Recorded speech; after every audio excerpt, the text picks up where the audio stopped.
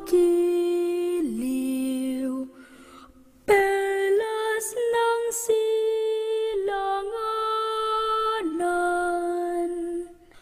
alab ng puso, sa dibdib mo'y buhay, lupang hinirang, duyan ka ng magiting. Every morning, children in schools all over the Philippines sing these verses of their national anthem. Di ka pa sisil. They are Filipinos, one of over 90 million people living together on approximately 115 square miles of archipelago east of the South China Sea. That's about 758 people living on every square mile. Compare this to only about 79 people per square mile in the United States, or 9 people per square mile in Canada. It is difficult to feel hopeful in a world where almost half of the population lives in poverty, on less than $2 per day, and yet 200 new babies are born every hour in the Philippines, 3 every minute. It is difficult to dream of a future that isn't beset by problems that are unheard of in the Western world.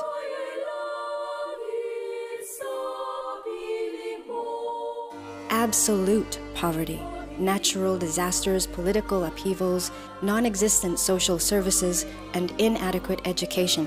Children here in the dump sites of Cebu cannot even name the causes of their own misfortune, even though they are the most victimized by them.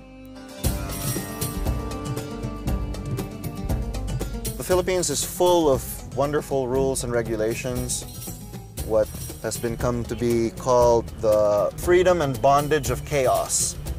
I can do what I want, but that just leads to less freedom for everybody.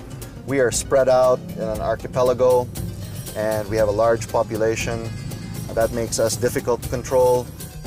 The problem before, or the situation here before, were multiplied, like population, the population has grown.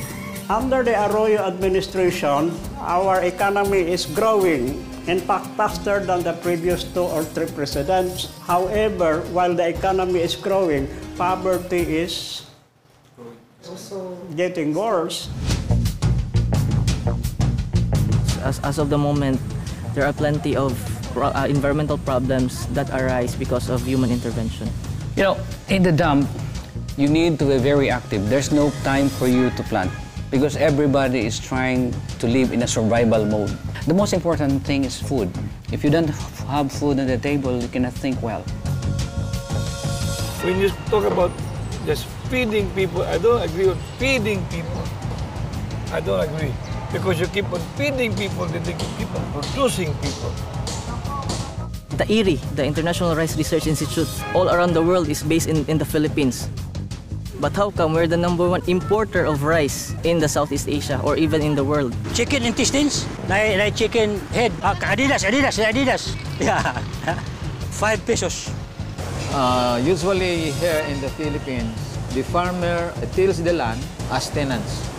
Because of these commercial fertilizers, the soil is degrading.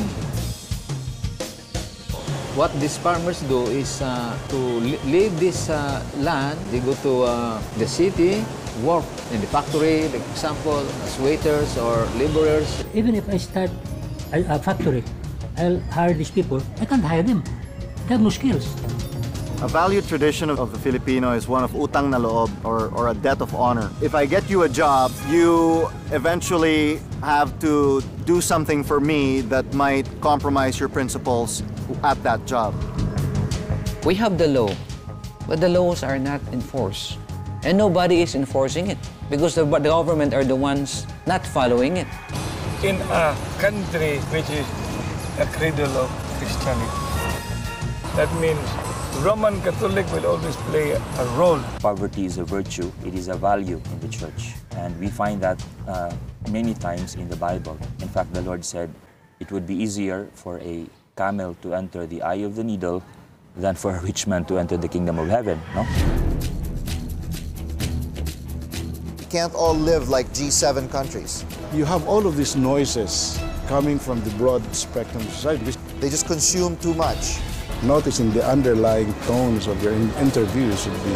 Of course, we live in a money-organized world. They're hopeful. I'm hopeful. With all of these problems that we have, I'm hopeful. Too many people live in a life of dependence. And if we continue to support them, then they will continue to be beggars.